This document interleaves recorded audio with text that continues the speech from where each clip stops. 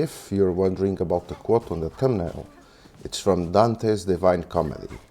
They are the words carved at hell's entrance. Abandon all hope, ye who enter here. Well, they might as well be plastered all over Hollow Knight Silksong's main menu, because this is one of the hardest and at times most unfair games I've played in years. It's almost cruel, even sadistic at times. But like Dante's Inferno, I can't deny its pull on me. Its strange, haunting world keeps dragging me back, even if I know that more suffering is all that awaits me. Just like its predecessor, Hollow Knight Silksong is a pure 2D Metroidvania, built around a gigantic maze-like world. Backtracking is at the core of what you'll be doing, at the core of any Metroidvania. But the difference between a good one and a bad one is whether those return trips feel like a burden or a reward. And in Silksong they are about as rewarding as I've ever experienced. You'll gain new abilities and items to unlock fresh areas and shortcuts, all while checking your map for potential hidden openings and unexplored corners. But exploring these new areas, secrets and wonders comes at a cost. You'll need patience, perseverance and skill. Silksong is a very hard game, one of the toughest I've played in recent years. And this is coming from someone who plays most games on hard and loves Souls-likes. It's even perhaps too hard for its own good. There are very specific design choices that make the game punishing, far more so than the first one. On the ground, several enemies behave like trained warriors, jumping, dashing, and chaining combos. In the air, bastards seem to read your every move, drifting just out of reach while bombarding you with projectiles. It often feels unfair, and it gets worse. As the game progresses, it will start toying with you and your expectations. Even checkpoints, which are usually your safe haven in any Souls-like, can turn against you. The despair I felt upon reaching a bench after a long and hard stretch, only to discover it didn't work, oof. The game had even pointed me towards it, dangling hope in front of me, almost saying, "Relax, it was brutal, but there's a light at the end of the tunnel."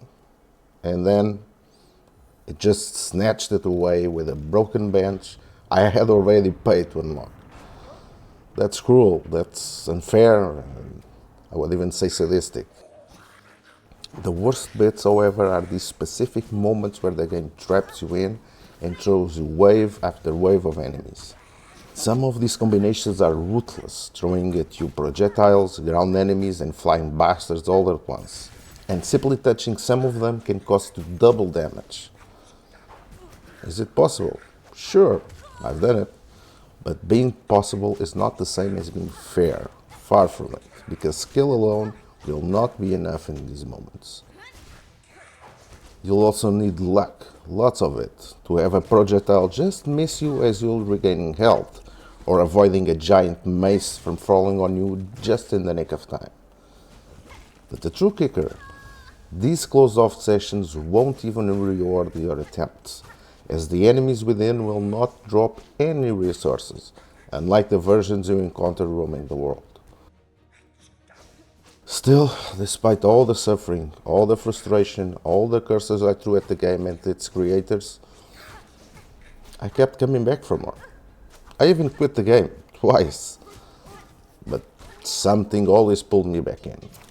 And in part that's because of how great it feels to play.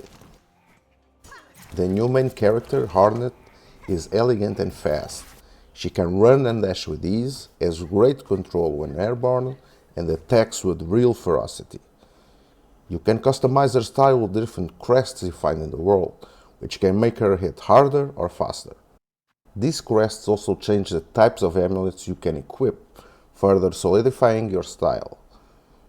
Personally, I went with the Wanderer crest for a big chunk of the game, which is a fast playstyle that I combined with poison and a tool that further increased my attack speed. I think it's a smart system that lets you build very specific playstyles as you unlock more skills and amulets. But while gameplay is great, the world is the real highlight in Silksong. Its intricate design is among the best in the business, and each area feels unique, with its own quirks, enemies, and atmosphere.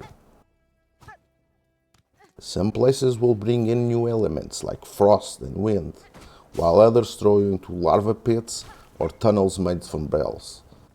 It's an incredible world full of surprises I won't dare spoil here. But I can talk about some of the characters, and oh my, what a weird and interesting bunch they are. There's this perv who will offer you a bath just to take a glimpse at Hornet. There's also a tiny carrier packing a gigantic backpack about 10 times his size that needs constant saving. And my favorite, a naive little pilgrim trying to reach the citadel, who'll even promise to wait for you at the gate if he gets there first. These are the kinds of characters that will stick with you, not because they dumped pages of dialogue on you, but because they feel alive and unique, just like the bosses you'll be facing. There are some mighty opponents waiting for you in Silksong, from giant automatons trying to crush you, to slick fighters challenge you to a proper duel. These are hard, and some of them are very, very hard, but they didn't feel as unfair as other parts of the game. That's because their design is precise, unlike the randomness and chaos the rest of the world can throw at you. Learn their patterns, play without mistakes, and eventually you'll be victorious. But despite all of this, despite how magnificent Silksong world is, and its bosses and gameplay, I cannot recommend it lightly. Not without a massive caveat, a warning even, that you'll be up against odds so unfair that you may well feel too frustrated to continue. I do believe the game goes too far at times, that it gets too hard, too inconvenient for its own sake, and that won't be for everyone. I'm not even sure it would be for me were it not for the review and my innate stubbornness. So tread carefully if you're considering Silksong. Know that you will suffer, that you will want to quit, that you will wonder why you're not playing something else instead. You cannot trust it for a second, nor even as it ends, and I'll leave it at that. But if you're the kind of person who, despite Dante's warning, would still take a peek into hell and its unspeakable horrors, out of sheer curiosity and wonder, then perhaps you're also the kind of person who will have no choice but to conquer Hollow Knight Silksong, savoring every bit of pain along the way. If that's you, well, good luck. You'll need it. That's it for me. Thank you for watching, and see you next time.